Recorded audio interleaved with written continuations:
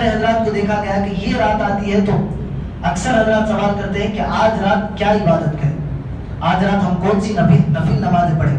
یاد رکھیں اللہ کے حبیب علیہ الصلوۃ والسلام فرماتے ہیں کہ بندہ اللہ کا قرب چاہتا ہے تو وہ اپنے فرائض کو مکمل کرے، یعنی جو اللہ نے آپ پر فرض کیا ہے آپ پہلے اس کی تکمیل کریں گے، یہ آپ کو اللہ کے زیادہ قریب بناتا ہے۔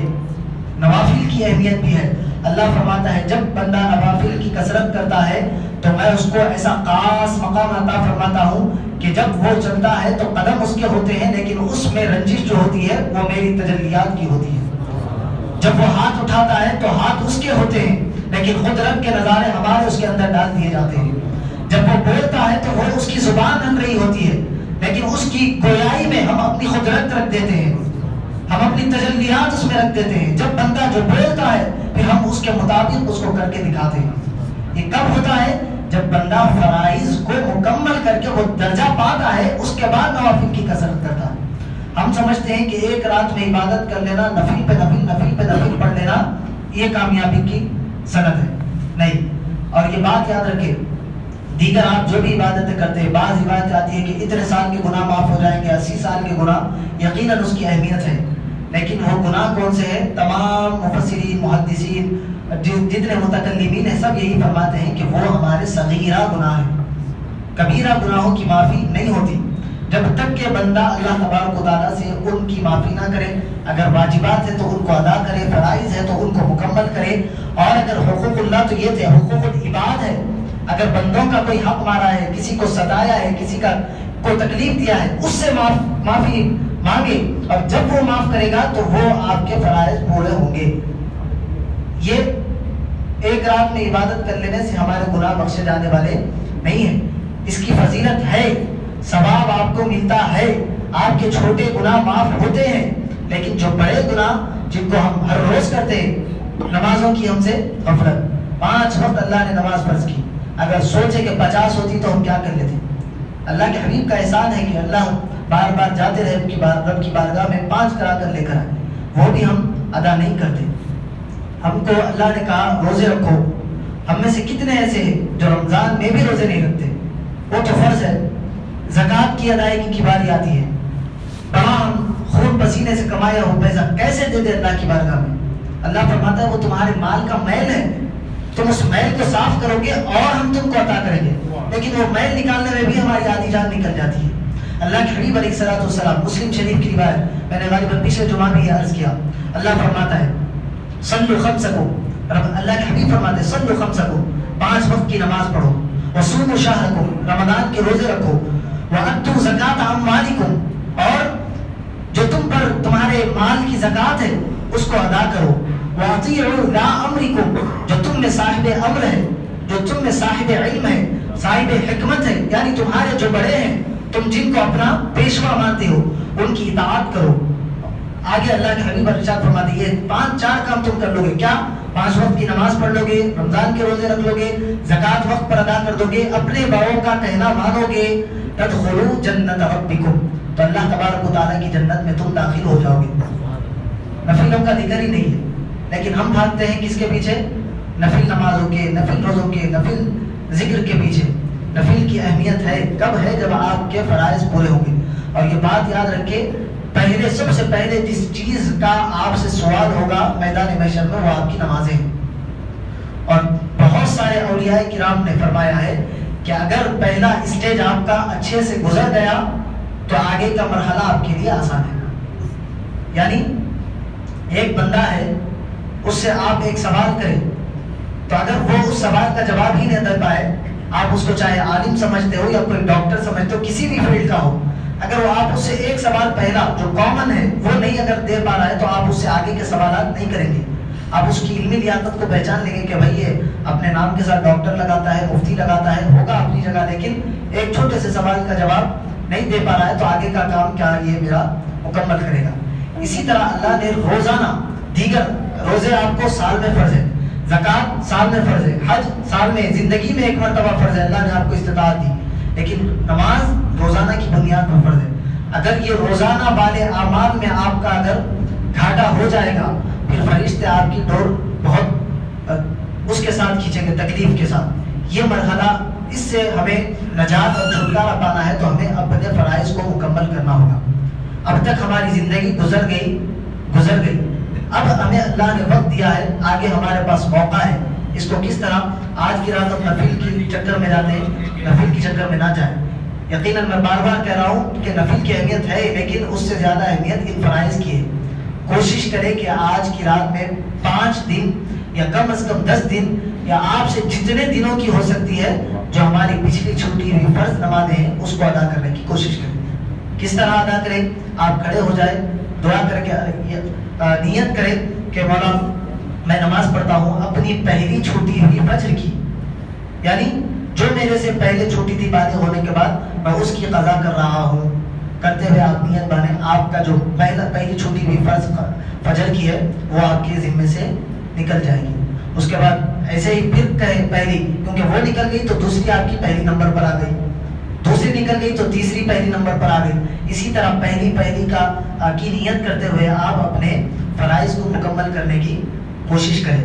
اور آج کی رات کی مناسبت سے اللہ کے حبیب علیہ الصلوۃ والسلام فرماتے ہیں کہ سیدنا علی مرتضیٰ کرم اللہ وجہ الکریم اس حدیث کی روایت کرتے ہیں. وہ فرماتے ہیں کہ میں نے اللہ کے حبیب علیہ الصلوۃ والسلام کو دیکھا، حضور پاک علیہ الصلوۃ والسلام شعبان کی 15ویں شب میں 14 رکعت نماز ادا فرماتے تھے. کتنی رکعت؟ 2 رکعت کر کے 14 رکعت. اب آپ ان نمازوں میں کوئی بھی سورت کی تلاوت کر سکتے ہیں، اس میں کوئی قید نہیں. اس کے بعد رسول پاک علیہ الصلوۃ والسلام 14 مرتبہ سورہ فاتحہ کی تلاوت کرتے.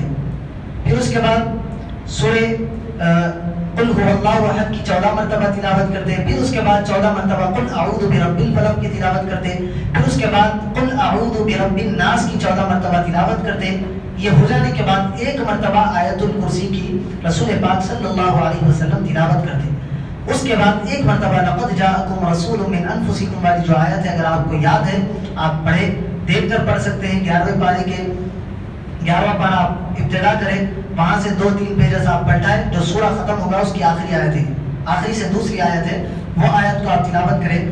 اس کے بعد جب یہ عمل رسول پاک علیہ الصلوۃ والسلام کا حضرت علی مرتضیٰ نے دیکھا تو رسول پاک علیہ الصلوۃ والسلام سے پوچھا، یا رسول اللہ میں نے آپ کو دیکھا ہے کہ آپ نے 14 رکعت نماز پڑھی، پھر 14 مرتبہ سورہ فاتحہ، 14 مرتبہ سورہ اخلاص، 14 مرتبہ سورہ فلق، 14 مرتبہ سورہ ناس، پھر آیت الکرسی، پھر لقد جاءکم کی آیت پڑھی.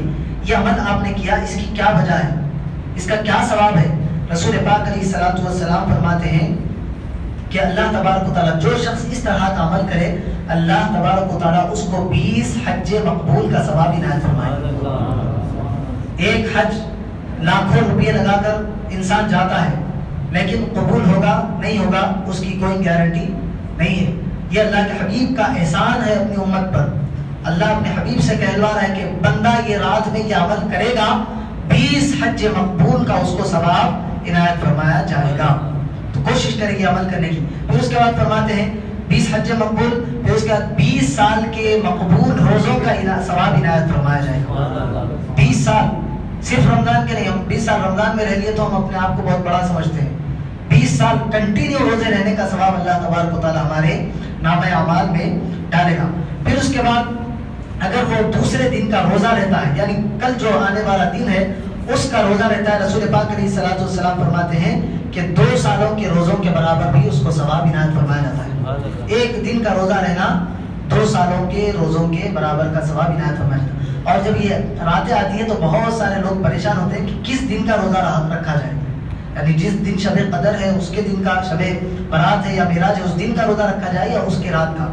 تو یہ جو رات ہوتی ہے، رات سے دن کا آغاز ہوتا ہے، تو شب گزارنے کے بعد جو دن آتا ہے اس دن کا روزہ رہنے کی فضیلت اور اہمیت ہوتی ہے. اب اس کے ساتھ آپ اس سے پہلے یا اس کے بعد میں آپ ایک روزہ ملا کر رہ سکتے ہیں تو رہیے، یا پھر ایک روزہ بھی یہ رکھا جاتا ہے سوائے محرم الحرام کے. محرم الحرام کا روزہ 2 رکھنا چاہیے. یہ رسول پاک علیہ الصلوۃ والسلام کی احادیث سے اور صحابہ کرام کے سنت سے یہ ثابت ہے، کیونکہ وہ محرم کا روزہ حضرت موسیٰ علیہ السلام کو ماننے والے یہود رہا کرتے تھے، تو ان کی مشابہت نہ ہونے کی بنا پر اللہ کے حبیب نے فرمایا کہ 2 روزے رکھا کرو تاکہ ان سے مشابہت نہ ہو. باقی کا آپ شب برات کا روزہ ہے یا شب معراج کا روزہ ہے، ایک بھی آپ اس کو رہ سکتے ہیں.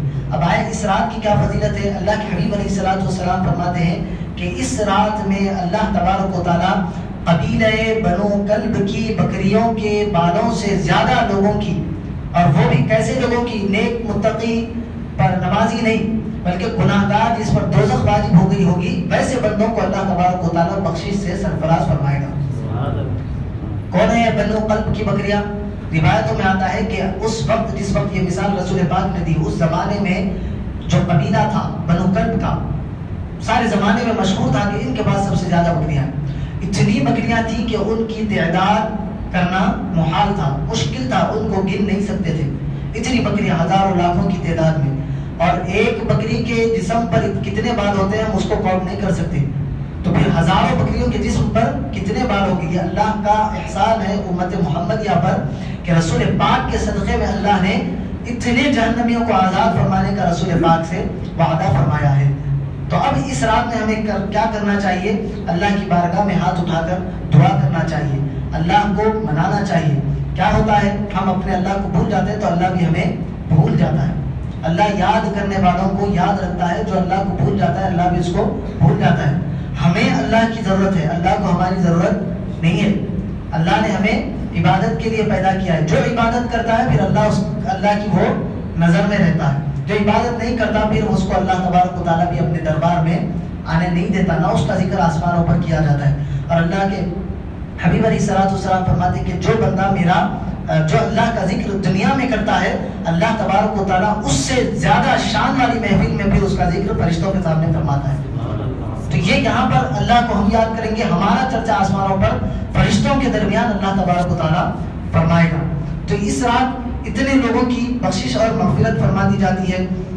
پھر اس کے بعد میں نے کہا کہ اللہ تبارک و تعالیٰ صدا دیتا ہے کہ ہے کوئی مغفرت طلب کرنے والا، اس کو بخش دیا جاتا ہے، پریشان حال ہے اس کی پریشانیوں کو دور فرما دیا جاتا ہے، رزق میں کشادگی چاہتا ہے اس کے لیے رزق میں کشادگی کر دی جاتی ہے۔